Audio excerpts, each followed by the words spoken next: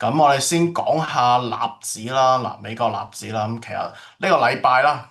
就微微地咁跌咗0.1啦，咁但係琴日咧單日就大跌咗400點有多啦，咁就跌幅有1.5%啦，咁但係年初到而家啦，咁依然都升緊，大概有13%嘅。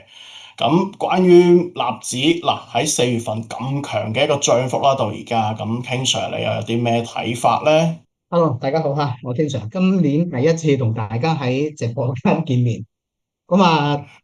之前唔知有冇關注阿子玲幫我哋做嘅頻道，反正我作為職業投資人，專注做價投同埋周期投資嘅一個職業投資人。咁所以喺呢度同大家簡單去介紹完之後咧，對市場嘅睇法，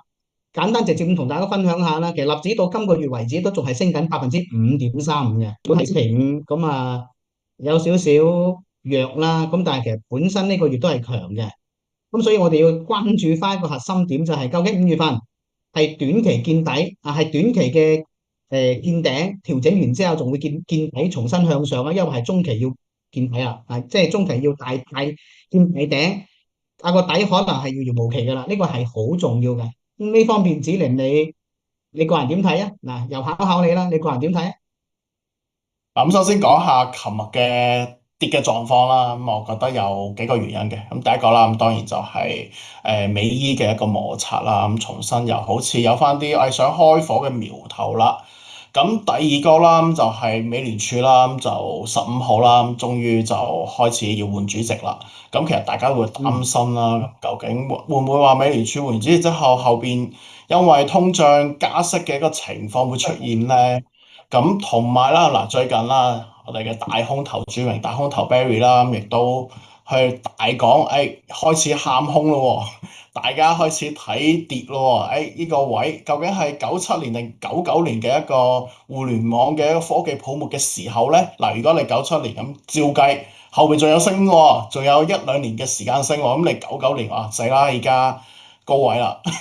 咁我覺得啦，咁就呢個位嗱，首先啦，真係一季度啦，大家特別美股啦，咁大家嘅業績係好好嘅，特別一啲硬科技類啦，咁佢啲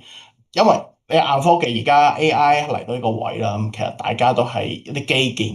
建設一定係必須啦，咁所以導致到大家真係業績好，咁所以依個行情爆升上去啦，咁但係有基本面支撐啦。咁所以呢個位我就唔悲觀嘅，咁我認為嘅市場啦，未來都係應該有一個震盪向上嘅一個行情啦。咁唔知我睇法，King Sir 你又覺得點咧？認同嘅。呢個喺短期判斷當中咧，我係非常之認同。有兩點，第一個就係啱先講到地緣政治嘅不確定因素，咁同埋嗰個美聯儲方面嘅換主席嘅問題。其實呢啲最根本嘅核心咧，就係短期市場漲幅太高啦。咁其實漲得太高嘅情況下，盈利盤比較豐厚嘅情況下，呢個係根本。然後再碰到市場一啲風吹草動，又講美聯儲可能會涉及到呢個叫做利率嘅問題，影響流動性嘅問題，又講到周邊地緣政治嘅問題，可能又會影響是否繼續打仗嘅通脹問題。呢啲話題一旦再起嚟呢，累計喺短期嘅漲幅巨大情況下，唔賣嗰個先至係傻仔啦。所以短期調一調，我認為係最正常不過嘅。最嗯。難最難係判斷咩呢？究竟呢波行情仲可以行幾遠？乜嘢嘅時候可能會見頂啦？到嗰陣時先至係真正要大考嘅時候。咁按 King Sir 咁講法，應該呢次調整反而係有啲可能呢波行情踏空嘅上車位喎。